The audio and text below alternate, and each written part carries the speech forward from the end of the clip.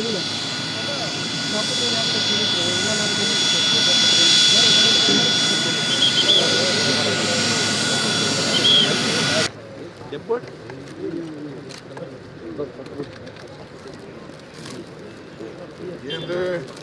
ಮಗನ ಎಂಪಿ ಮಾಡ್ಕೊಂಡು ಒಂದು ಊಟ ಇಲ್ಲ ಒಂದು ತಿಂಡಿ ಇಲ್ಲ ನಿಂದು DCC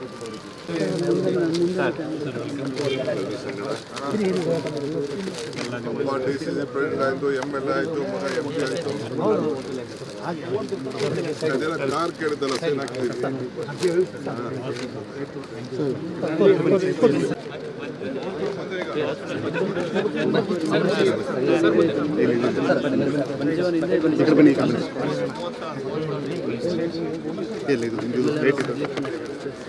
ನಗರಸಭೆ ಎಲೆಕ್ಷನ್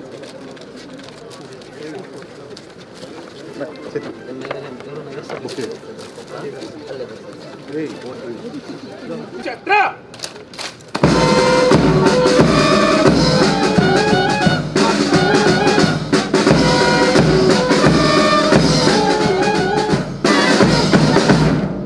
ಗೌರವ ರಕ್ಷೆ ಪೂಜಾ ಛತ್ರ ಗೌರವ ರಕ್ಷೆ ಕೆಳ ಛತ್ರ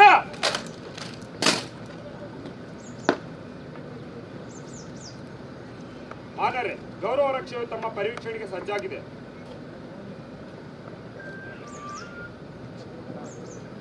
ಗೌರವ ರಕ್ಷೆ ಪೂಜಾ ಛತ್ರ ಗೌರವ ರಕ್ಷೆ ವಿಸರ್ಜನೆ.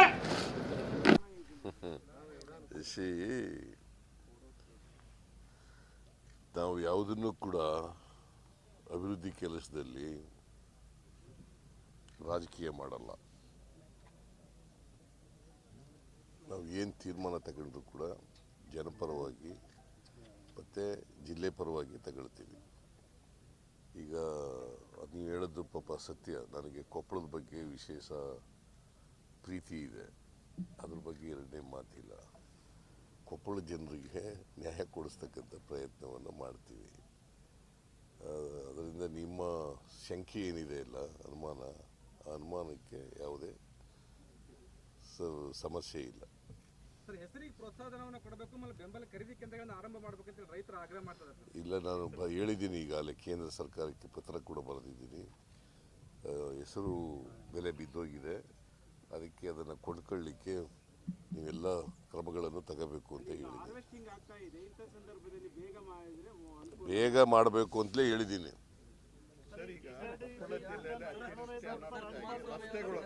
ಒಬ್ರು ಕೇಳ್ರಿ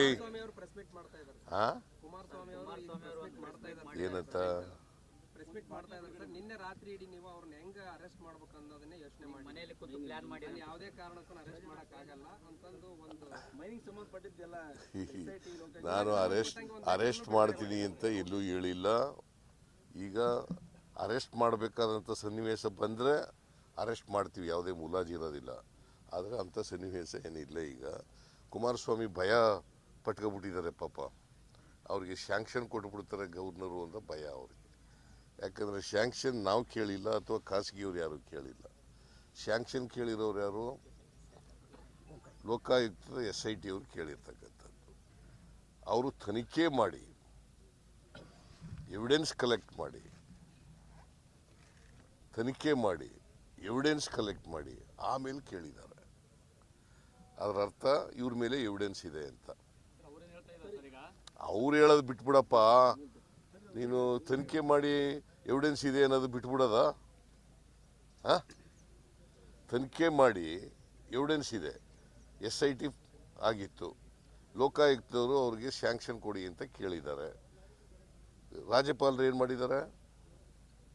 ಕೊಟ್ಟಿರೋದು ಯಾವಾಗ? ಶ್ಯಾಂಕ್ಷನ್ ಕೇಳಿರೋದು ಯಾವಾಗ?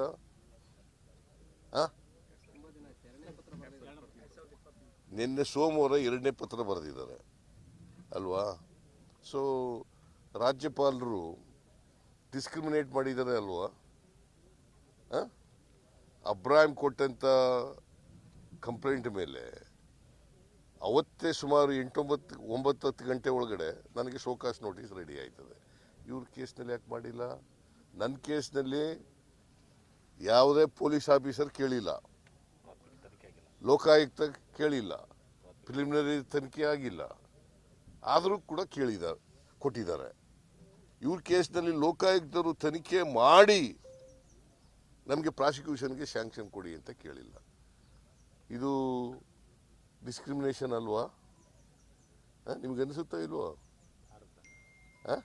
ತಾರತಮ್ಯ ಅಂತ ಅನಿಸುತ್ತಾ ಇಲ್ವೋ? ಅದಕ್ಕೆ ಅದನ್ನು ಕೇಳಿದರೆ ಅದಕ್ಕೆ ಕುಮಾರಸ್ವಾಮಿ ಸುಳ್ಳು ಹೇಳಿ ಅದನ್ನು ಡಿಫೆಂಡ್ ಮಾಡ್ಕೊಳ್ಳೋಕೆ ಪ್ರಯತ್ನ ಮಾಡ್ತಾರೆ.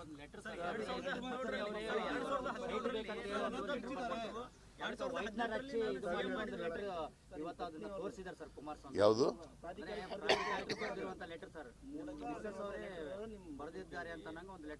ಇಲ್ಲಪ್ಪ, ಅದು ಸುಳ್ಳು ಪತ್ರ. ನಾವು ಯಾವುದು ಬರೆದಿಲ್ಲ. ಇವತ್ತಿನವ್ರಿಗೆ ಹೇಳಿದ್ರ? ಪಾದಯಾತ್ರೆ ಮಾಡಿದ್ರಲ್ರಿ, ಹೇಳಿದಾರ? ನನಗೆ ಗೊತ್ತಿಲ್ಲ, ನೋಡಿಲ್ಲ. ಯಾರು? ಕುಮಾರಸ್ವಾಮಿ ಯಾವತ್ತು ಹಿಟ್ ಅಂಡ್ ರನ್ ಕೇಸ್ ಗೊತ್ತಾ ನಿಮ್ಗೆ? ಕುಮಾರಸ್ವಾಮಿ ಯಾವತ್ತು ಹಿಟ್ ಅಂಡ್ ರನ್ ಕೇಸ್ ಯಾವುದನ್ನ ಅವರು ಲಾಜಿಕಲ್ ನಡಿ ತಗೊಂಡು ಹೋಗಿದ್ದಾರೆ ಹೇಳಿಯಪ್ಪ ನೋಡೋಣ. ಇವತ್ತಿನವ್ರಿಗೆ ಅನೇಕ ಅಲಿಗೇಷನ್ ಮಾಡಿದ್ದಾರೆ. ಪೆನ್ ಡ್ರೈವ್ ಇದೆ ನನ್ನ ಹತ್ರ ಇಲ್ಲಿ ಅಂತ ಹಿಂಗೆ ತೆಗೆದು ತೋರಿಸು ಮಾಡಿದ್ರ? ನೀವು ಅವ್ರ ಮಾತು ಕೇಳಕ್ ಅವ್ರ ಮಾತು ಕೇಳ್ಕೊಂಡು ಏನು ಪ್ರಶ್ನೆ ಕೇಳಕ್ ಹೋಗಿ